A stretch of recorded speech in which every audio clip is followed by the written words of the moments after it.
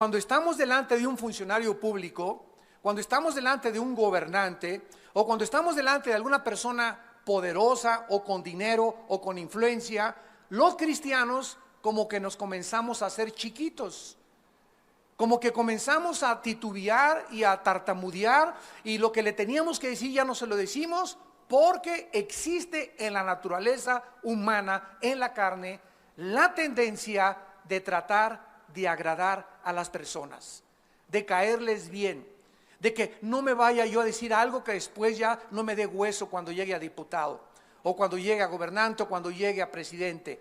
Y recordamos que delante de Faraón estuvo un hombre llamado Moisés, que al estar enfrente del hombre más poderoso del imperio egipcio en aquel tiempo, le dijo, ¿verdad? Vengo de parte de Jehová de los ejércitos.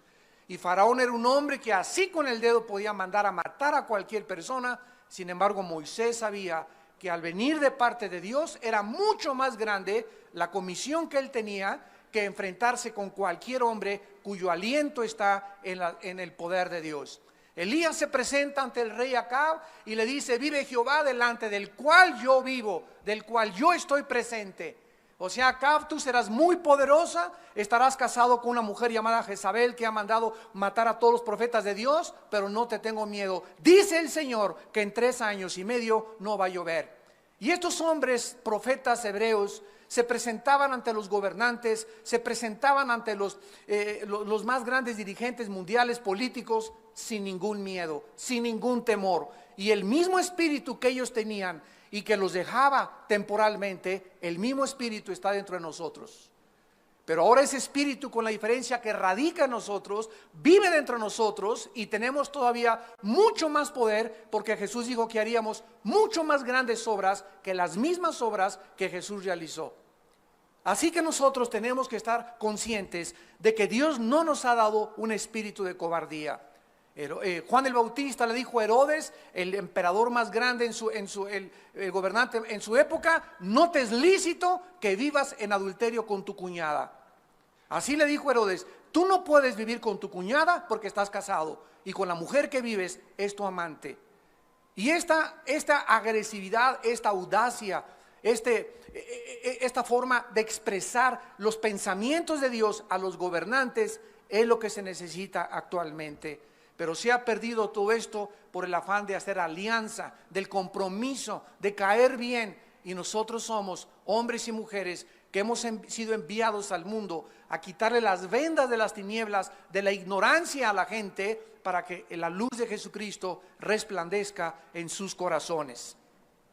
Este hombre Isaías fue odiado y obstaculizado por un rey llamado Acaz, y favorecido y respetado por Ezequías, aproximadamente en el año 716-690 antes de Jesucristo. El libro de Isaías terminó en el año 680 de ser impreso, cuando el ejército asirio fue destruido. Los tiempos en los que Isaías profetizó fueron cuando terminó la cautividad babilónica y la cautividad asiria. En el año 722 antes de Cristo fueron llevadas 10 tribus de Israel cautivas al imperio asirio, y quedaron solamente 2 tribus en el sur, que fueron Judá y Benjamín. Se conocía como el reino del sur y el reino del norte. El reino del norte fue llevado cautivo las 10 tribus y quedaron solo Judá y Benjamín. Ya estas 2 tribus que eran y formaban el reino del sur es a quienes Isaías dirigió este mensaje. Todo lo que quedó del gran reino de Israel solamente, repito, fue Judá y Benjamín. Estos tiempos de Isaías eran tiempos desesperados, porque el pueblo vivía bajo una continua amenaza de ser invadidos de los imperios extranjeros. Entonces la gente se desbocaba, la gente se desbalagaba, se quería divertir, quería olvidarse de la cautividad a la que podían ellos enfrentarse, etcétera, etcétera.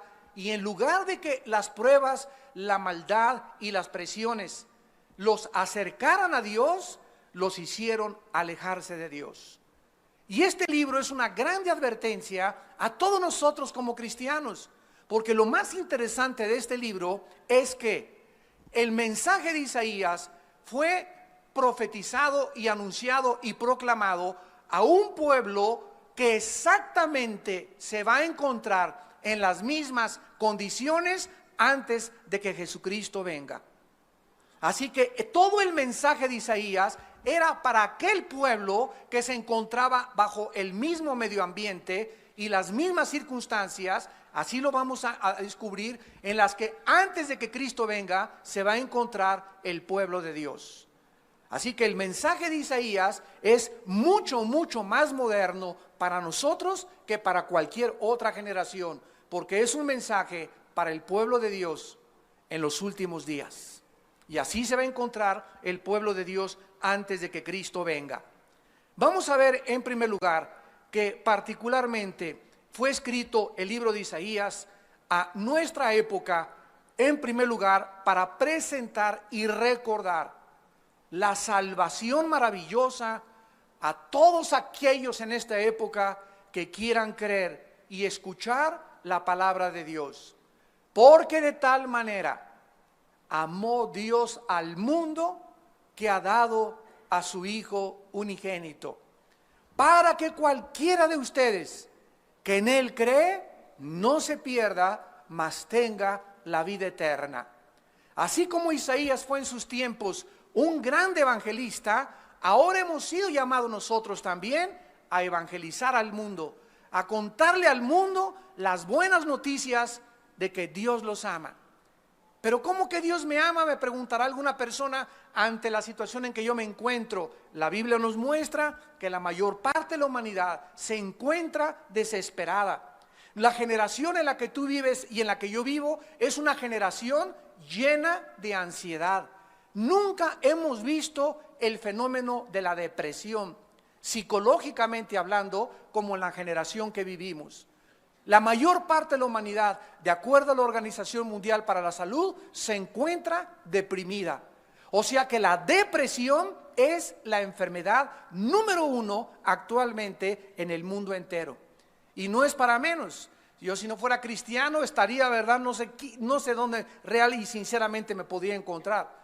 Pero es un mundo donde estamos viendo por todos lados guerras, devastaciones, pobreza, una corrupción increíble de los gobernantes. El pueblo en México, ahora que estamos con los líderes, con este candidato a la presidencia de la República, comentábamos, estamos seguros que viene un cambio ya en México, donde ya basta de corrupción, ya basta de secuestros, de inseguridad, ya basta de abortos, ya basta de tanta drogadicción entre los jóvenes, ya basta. Y no podemos solamente quedarnos en ya basta y ya no queremos esto, sino que tenemos que hacer algo nosotros. Tenemos que actuar, tenemos que formar parte de la acción que se está llevando a cabo a través del poder del Espíritu de Dios.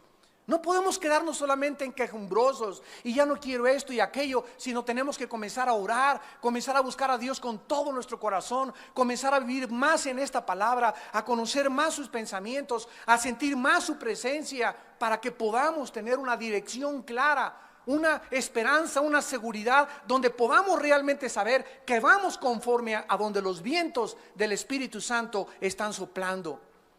De tal manera Dios amó al mundo. El mundo necesita hoy más que nunca el mensaje de las buenas noticias de la salvación en Jesucristo. Ya no hay Mesías, no es el Dalai Lama, no es Mahatma Gandhi, no son los masones, no es un partido político, no son los sistemas económicos, no son las filosofías, ni las ideologías, ni la ciencia tampoco podrá cambiar el mundo. El único que lo puede cambiar es Jesucristo, el Hijo de Dios.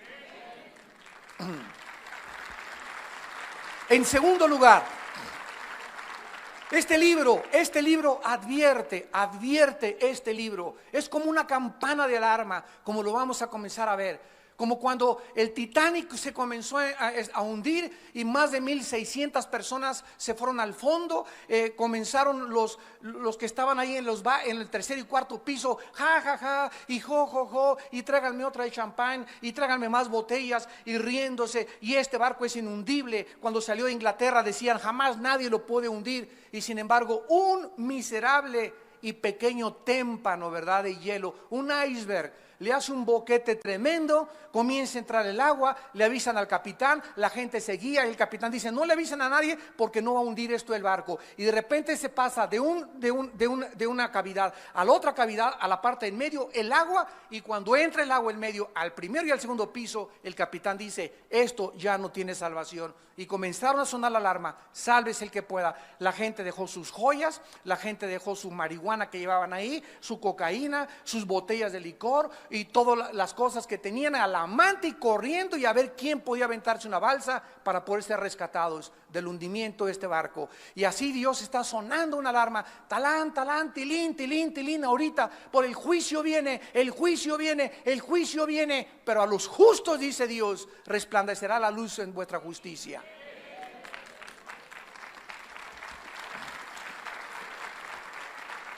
Este libro es una alerta porque nos dice que la paga del pecado es la muerte. La paga del pecado es la muerte. Todos ustedes que sufren actualmente, que tienen culpa, que tienen vergüenza, que se metieron en deudas, que te andan buscando por tranza, que tus pecados te han alcanzado, tienes que aprender que es la razón por la cual se sufre en la vida. Es verdad que aunque no pequemos vamos a sufrir, pero tenemos a Dios de nuestro lado. Tenemos la esperanza que nos va a sacar. Tenemos la conciencia tranquila que no hemos ofendido a nadie. Y tal vez suframos por causa de la justicia. Pero cuando sufres por causa de tus pecados, por tus robos, por tus engaños, por la forma como tratas a tu esposa, por no entender que esta vida es corta, que tenemos la eternidad enfrente de nosotros, dice la Biblia, duro es el camino de los transgresores. La paga del pecado es la muerte. El alma que pecare, esa morirá, dice el Señor. En tercer lugar, este libro consuela a todos los que confían en Dios. Dice en el capítulo 3 de Isaías, versículo 10, decid al justo que le irá bien, porque comerá de los frutos de sus manos.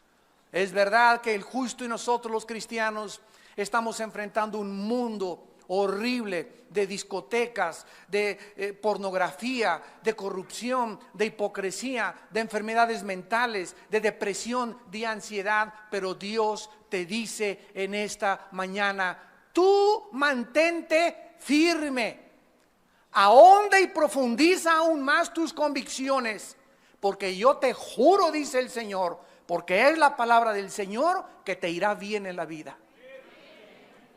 Te irá bien en la vida. Vas a salir adelante. Yo estoy contigo y no te dejaré ni te desampararé. Mi brazo derecho está con tu mano. Muchas son las aflicciones del justo, pero de todas nos salva el Señor. De todas nos libra el Señor. Porque Él es nuestro amparo, nuestra fortaleza, nuestro pronto auxilio en todas las tribulaciones. El que habita al abrigo del Altísimo morará bajo la sombra del Omnipotente. Él es mi castillo, Él es mi roca, el que adiestra mis manos para la batalla, el que prepara en mí el arco de bronce, el que adiestra mis manos. Con mi Dios asaltaré muros y con mi Dios derribaré fortalezas. Él es el Señor de nosotros, el Rey de reyes y Señor de señores. De una forma preciosa, en el capítulo 60 de Isaías, vamos a brincarnos rápidamente para leer tantas promesas que existen para nosotros.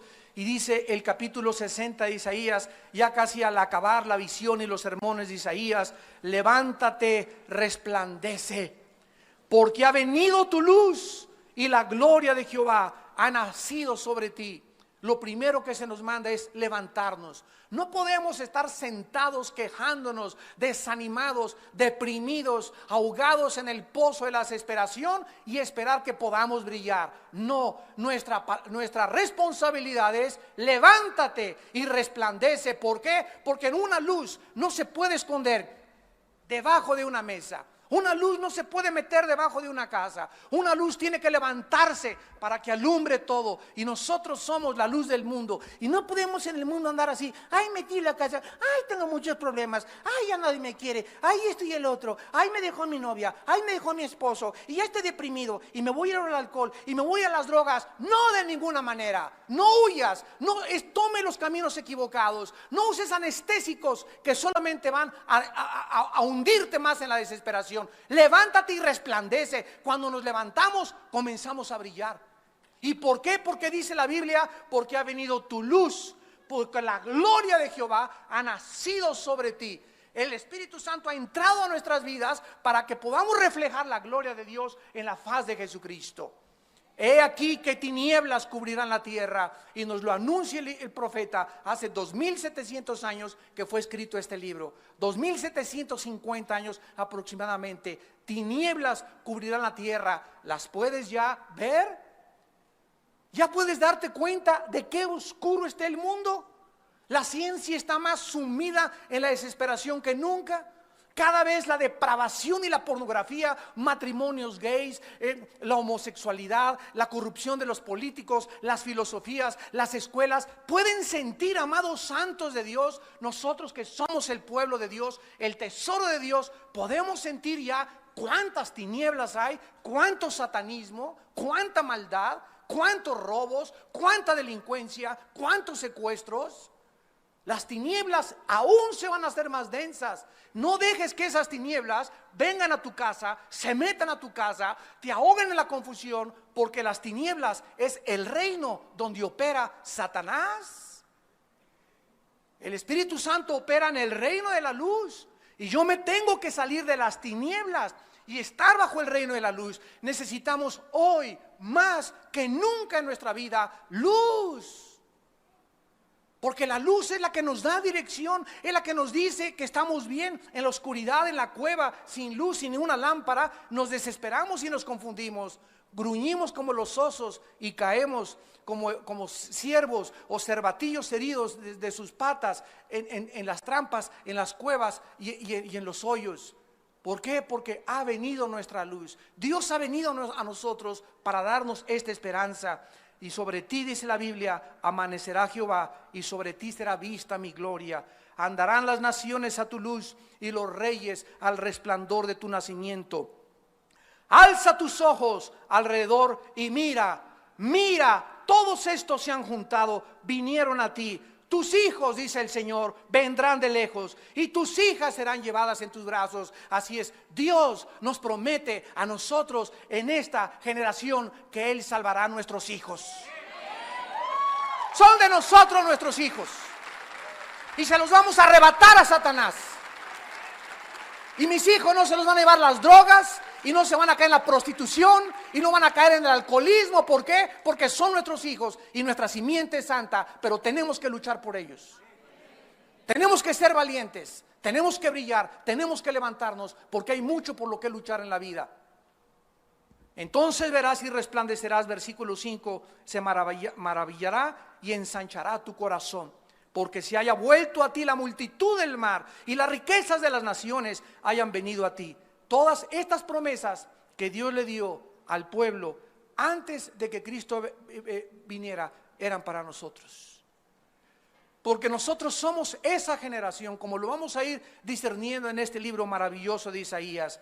Y finalmente Isaías describe un retrato del Mesías como ningún otro retrato se encuentra en el Antiguo Testamento. En el capítulo 53 de Isaías, versículo del 3 al 6, este hombre escribió antes de que Jesús naciera, para ser exactos, 750 años antes.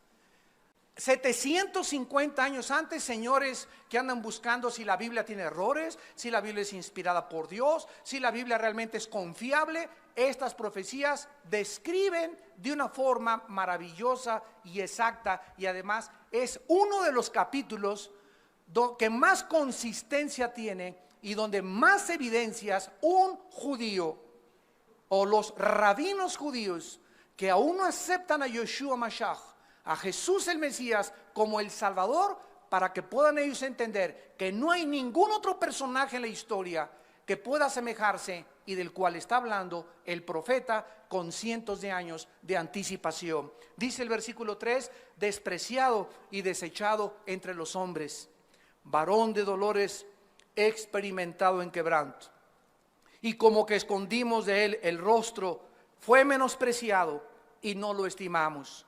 Ciertamente llevó él nuestras enfermedades y sufrió nuestros dolores. Y nosotros le tuvimos por azotado, por herido de Dios y abatido. Mas el herido fue por nuestras rebeliones, molido por nuestros pecados. El castigo de nuestra paz fue sobre él, y por su llaga fuimos nosotros curados. Hablándoles con mucho amor y con mucho respeto y con mucha misericordia a los rabinos judíos, díganme ustedes, señores rabinos, ¿quién de ustedes, rabinos, llevó nuestros pecados en una cruz? ¿Quién ha muerto en una cruz? ¿El Dalai Lama? ¿Quién murió en una cruz? ¿Mahatma Gandhi? ¿Quién murió en una cruz? ¿Buda? ¿De quién se ha escrito y de quién se ha ensombrecido en las tinieblas de la filosofía para describir a los falsos profetas en contraste con el Mesías Jesucristo? Despreciado y desechado entre los hombres desde que nació Jesucristo, la Virgen María embarazada con José, su esposo, buscando un lugar donde parir al niño. Desde que nació Cristo, antes de que naciera, el mundo ya le había cerrado las puertas. Aquí no puedes nacer, vete de aquí. Y no encontró ningún lugar donde el Hijo de Dios, el creador de los cielos y de la tierra, el juez del universo, el legislador de la moral, pudiera nacer. Y nació en un humilde pesebre. Desde que entra el Salvador al mundo, desde que entra al escenario mundial, desde que baja este planeta del cielo de otra dimensión, Él nos muestra que Él entraba al escenario mundial vestido totalmente de humildad. A los 2 años tiene que salir huyendo, y durante toda su vida sus hermanos lo rechazan, su familia lo rechaza. Y durante 3 años y medio predico el evangelio de la gracia, diciéndole a la gente: el reino se ha acercado, el reino se ha acercado, el reino se ha acercado, arrepiéntanse de sus pecados. No son animales, no venimos de los animales, no somos el producto de una evolución y una selección natural. Somos gentes, ciudadanos del cielo, creados a imagen y semejanza de nuestro Creador, agentes morales, responsables, libres, que algún día seremos juzgados, los vivos y los muertos. Esto no es un chiste, vivir no es un chiste.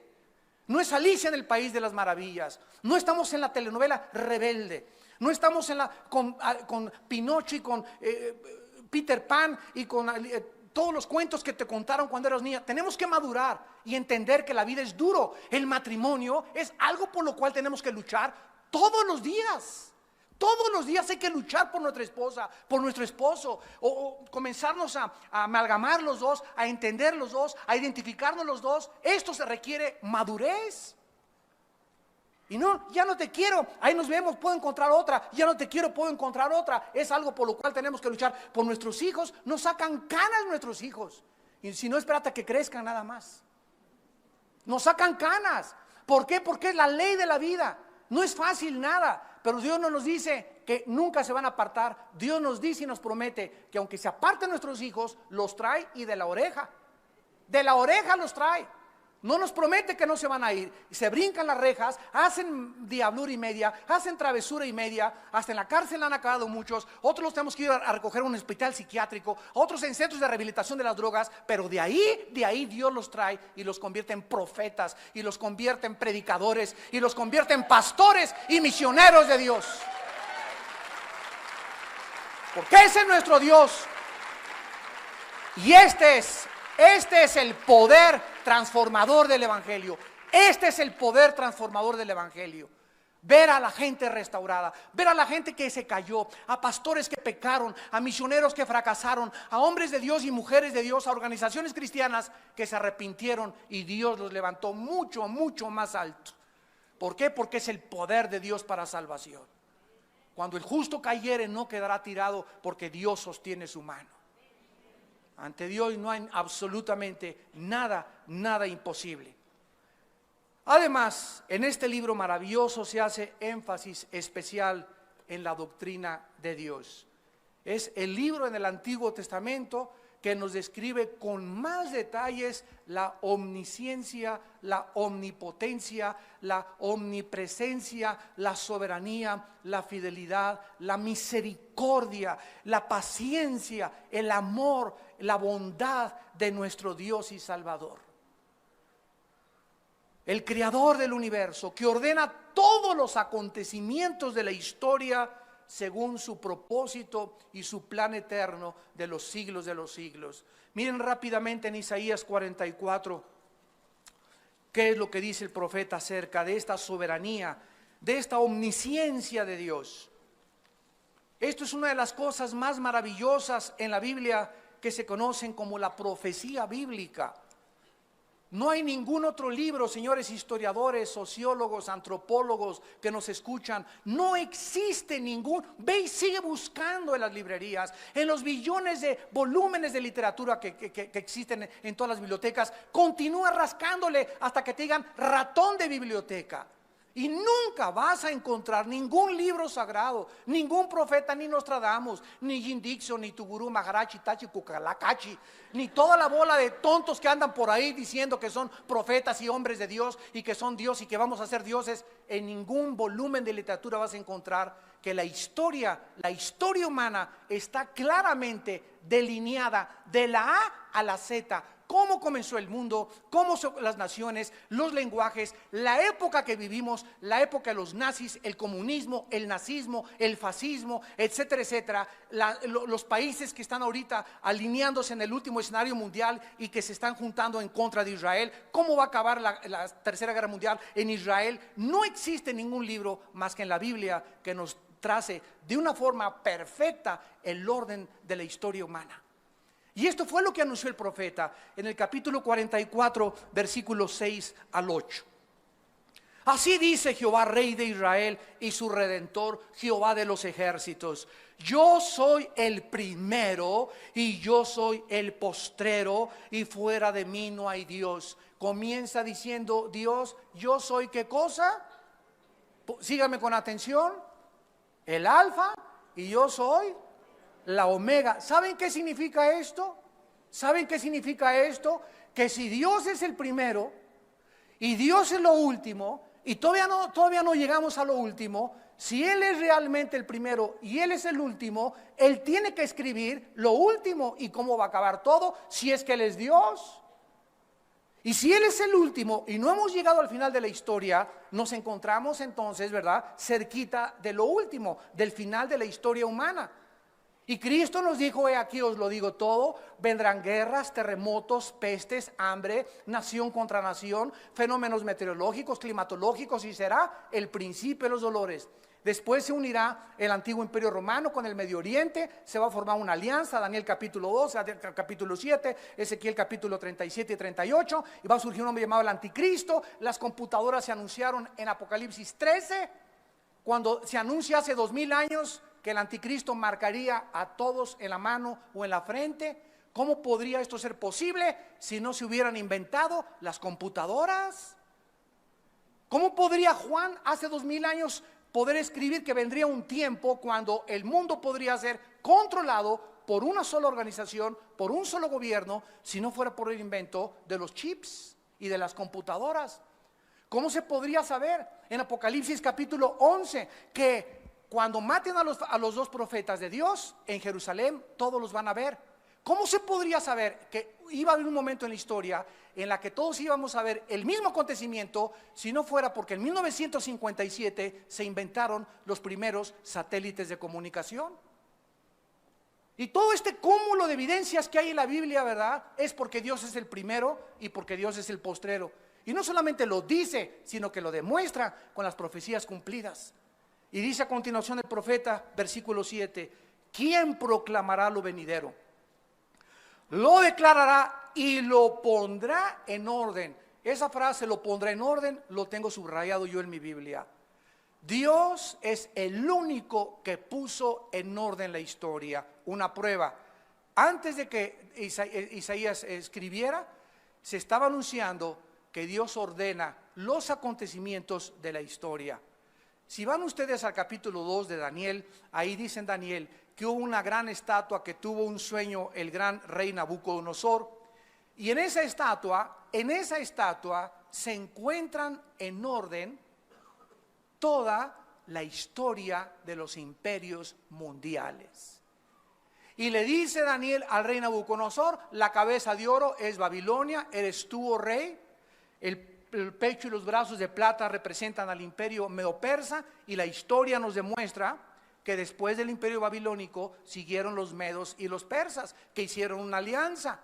Y después le dice Daniel, cuando estos imperios todavía no habían existido, después del imperio medo-persa habrá un tercer imperio. Y sabemos que el tercer imperio fue los griegos, con el vientre de plata. Alejandro el Magno, a los 33 años de edad, había conquistado toda la Europa, África del Norte y casi todo el Medio Oriente. Y le dice Daniel al rey: y las piernas de hierro es el último imperio que existirá antes de que Cristo venga, con terminaciones de dedos mezclados con barro y mezclados con hierro. Y estas dos piernas después de los griegos surgió el imperio romano, que se dividió en dos, ejemplificado y simbolizado por las dos piernas, Alejandría y Constantinopla. Se dividió el imperio romano en dos y pusieron al obispo de Alejandría y al obispo de Constantinopla. Y la Biblia dice que del imperio romano, los dedos, surgiría 10 naciones que se unirían y formarían un bloque. Y estas 10 naciones, esto fue escrito, damas y caballeros, hace 2600 años. De estas últimas 10 naciones surgiría el anticristo. ¿Quiénes son estas 10 naciones? Dice que surgirían del antiguo imperio romano, ante los ojos asombrados del mundo. En 1957 se firma el Tratado de Roma, donde 3 naciones europeas, bajo un francés llamado Jacques Delors, sueñan con unificar Europa. Y se comienza a llamar el mercado común europeo. Llegamos a 1973 y eran como 8 naciones. Y ahorita en el siglo XXI son 25 naciones unidas en Europa, con el bloque más fuerte de Producto Interno Bruto, exportaciones e importaciones que nadie puede competir, ni en los mercados japoneses ni orientales, ni tampoco Canadá, Estados Unidos, México, Chile y Brasil. Nadie puede competir ahorita con Europa. De acuerdo a la Biblia, Dios lo profetizó: el último imperio antes de que Cristo viniera no iban a ser los rusos con el comunismo, no iba a ser Estados Unidos, iban a ser 10 naciones unificadas e iban a surgir de Europa, tal como con nuestros ojos tú y yo lo estamos viendo, para que cuando suceda esto nos acordemos que Él nos lo dijo antes y comencemos a levantar nuestra cabeza y a decir, como decían en mi tierra: ¡ah, chirrión! ¡Ah, caray! Esto es verdad. Y cuando yo comencé a decir eso: ¡ah, caray, esto es verdad!, caí de rodillas. Le dije: Señor, tú eres real, tú existes, tú eres bueno, tus palabras son firmes, no ha caído una sola tierra. Señor, aquí está mi vida, aquí está mi alma, te la entrego, úsame, Señor. No quiero vivir esta vida y pasar desapercibido simplemente como uno más de tantas personas que se van al camino a la perdición, porque amplia la puerta que conduce a la perdición y la mayoría van por ella.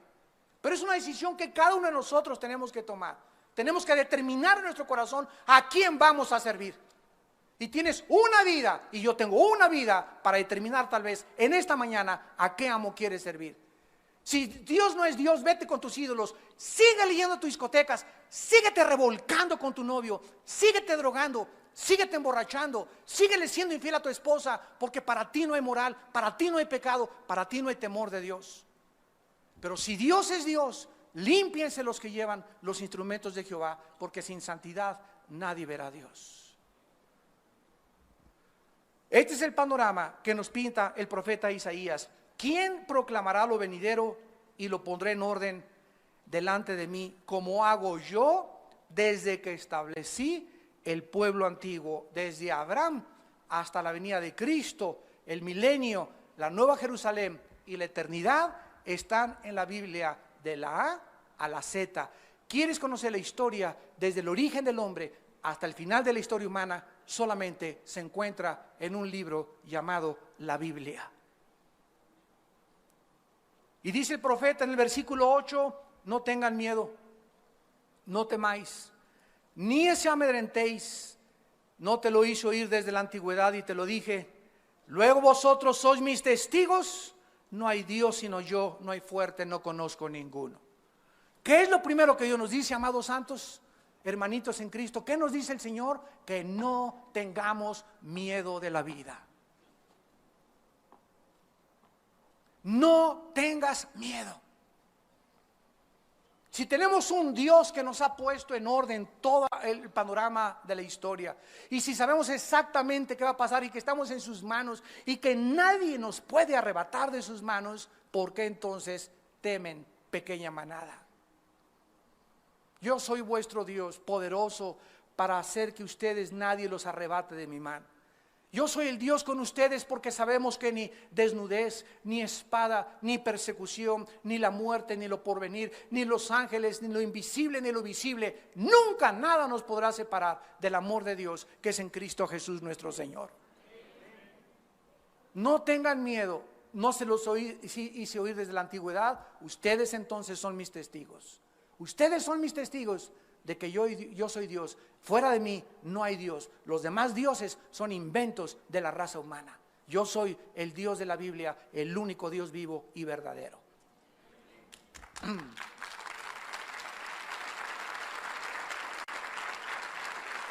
Y en el capítulo 46,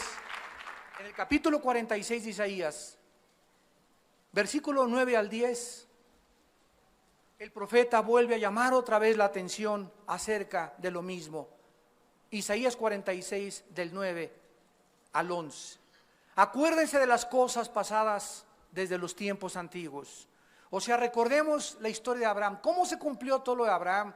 Que iban a entrar a Egipto, que iban a ser cautivos 400 años. Todo eso en el Génesis Dios lo escribió, se cumplió en el Éxodo, se cumplió en el Levítico, se cumplió en Deuteronomio. Acuérdense, dice Dios, estudia mi palabra, dice el Señor, y ve históricamente lo que hice y cómo se cumplió a la luz de la historia. Damas y caballeros, amados santos, cuando venimos a la Biblia, venimos a un contexto histórico, geográfico, científico, genético, biológico, antropológico, lingüístico, filosófico. No venimos a Alicia en el país de las maravillas. La Biblia no es un libro de leyendas. Tú agarras el libro del Corán de los musulmanes, agarras el Tripitaka de Buda, agarras los Vedas de los persas, cualquier libro sagrado que tú busques, nunca vas a encontrar que está con un trasfondo histórico, geográfico, arqueológico, antropológico, biológico, demostrado.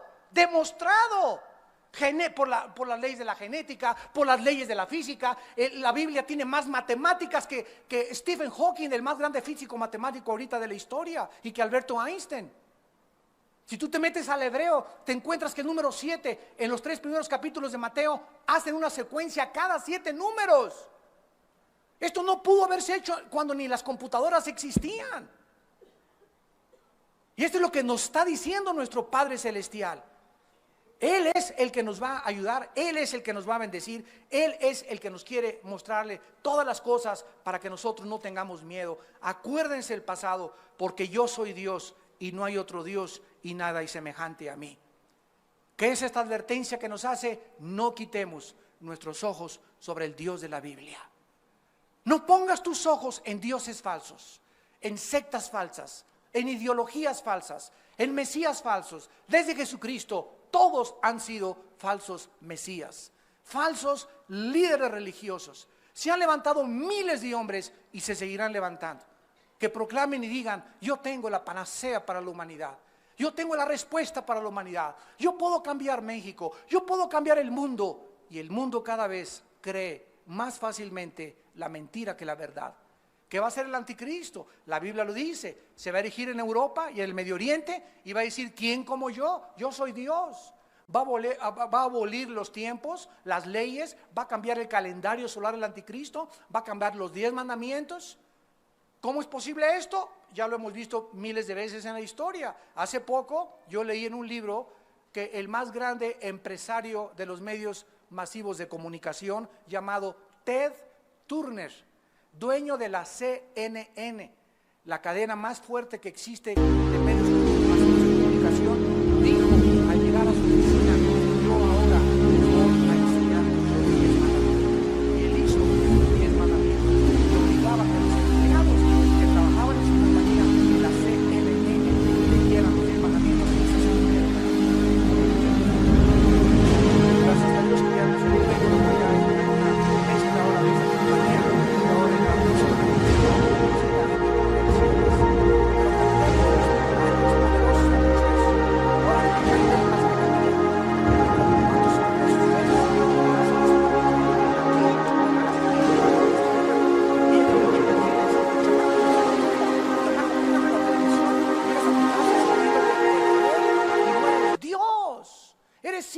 tu casa, eres siervo de tus hijos, eres siervo de tus empleados, porque el que es al último es el más grande entre nosotros.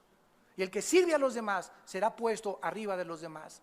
¿Quieres que la gente te exalte? ¿Quieres que tu familia te reconozca? ¿Quieres que en tu empresa puedan decirte, mi patrón es lo máximo? Sirve a los demás, lávale los zapatos, lávale los pies. Humíllate delante de tu Dios y Él te exaltará en el tiempo oportuno. Y finalmente dice Isaías en el capítulo 46, versículo 10, que anuncio lo por venir desde el principio y desde la antigüedad.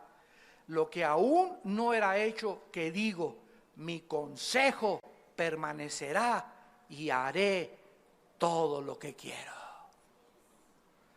Que llamo desde el oriente al ave y de la tierra lejana al varón de mi consejo. Yo hablé y lo haré venir, lo he pensado y también lo haré. En otras palabras, una sola letra y palabra de la Biblia es, por eso se llama la palabra de Dios, porque es lo que Dios ha hablado y quedó impreso. Y Dios está detrás de este libro y nos dice en esta mañana todas las cosas que yo he hablado y las profecías que se cumplieron en el pasado. Si se cumplieron en el pasado, también se van a cumplir las del futuro. Porque yo haré lo que yo quiero y yo haré lo que yo he hablado. No mudaré lo que ha salido de mi boca. Y estas promesas son precisamente las que nos sostienen. Estas promesas son precisamente las que nos infunden el poder y el valor de vivir para Él. Tú y yo somos vulnerables porque somos seres humanos, tenemos pies de barro, somos frágiles. Dios se acuerda de nuestra condición. Somos sujetos a depresiones, somos sujetos a desánimo, somos sujetos a ya no que a veces, yo se los digo con todo mi corazón, cuántas veces no he amanecido así y tienes ganas de aventar la toalla y amaneces deprimido. No somos querubines y Dios sabe nuestra condición. Dios sabe que aún no estamos en el milenio, aún tenemos un alma, tenemos pecado dentro de nosotros. Pero Él se compadece de nuestra condición, se acuerda de que somos polvo. Si nosotros en ese momento nos hincamos y le decimos, Padre, ya no aguanto, ya no puedo, fortaléceme, y comienzo en ese momento, te alabo, y alabado sea el nombre de Jesús, alabado sea el nombre de Jesús, y alabado sea el nombre de Jesús, y a los 10 minutos que comienzas a alabar a Dios, en medio de tu depresión, hay algo sobrenatural que sucede, como que se comienza a despejar la atmósfera, y te das cuenta que esa depresión no es más que una opresión satánica contra nosotros, invisible, así como si llegara el chamuco y nos rodeara con una sombra y nos hiciera así, nos quiere como exprimir y nos sentimos así que ya no podemos, pero es porque Dios está adiestrando nuestras manos para la batalla. Es ahí cuando tenemos que descubrir que esa depresión no es psicológica, esa depresión no es por ninguna otra cosa más que de los demonios que nos quieren derrotar, que nos quieren hacer sufrir, que nos quieren ver derrotados, que nos quieren ver humillados y que nos quieren ver desanimados, porque un cristiano desanimado es un cristiano que no sirve para nada. Pero descubre a Dios en medio de tu depresión, en medio de tu desánimo, alábale. Hay un poder que no se puede nadie imaginar en la alabanza. Hay un poder cuando llegas aquí en la mañana y ves aquí, y tú llegas, ¡ay, qué ridícula se ve! Yo quiero rock. Si tú no sales de esa actitud tuya y llegas a la iglesia y no te animas, aunque llegamos así, ¿para qué es esta música al principio? Para comenzar a olvidarnos de todo y sí, gloria a Dios, está cayendo en mi casa, gloria a Dios, el Señor está en su trono, me dejó mi novia, gloria a Dios, hay un chorro de chavas más ahí por ahí, y comienza y te sales de eso, te escapas de esos pensamientos negativos que nos oprimen. Si tú haces eso, es porque confías en Dios. Y Dios te bendice. Dios te bendice.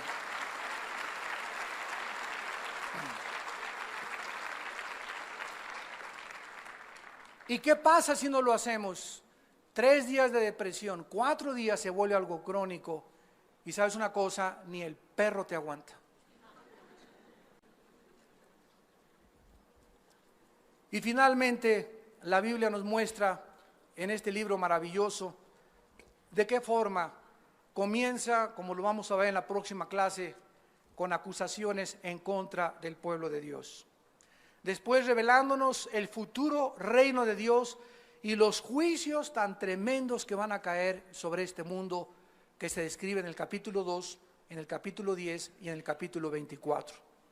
Después vemos el llamado hasta el capítulo 6 de Isaías, donde Dios deja como una marca, como una cosa impresa, que para poder servirlo antes Isaías tenía que ver el trono que llenaba en el cielo, y que los querubines alrededor de Dios decían: santo, santo, santo es el Señor.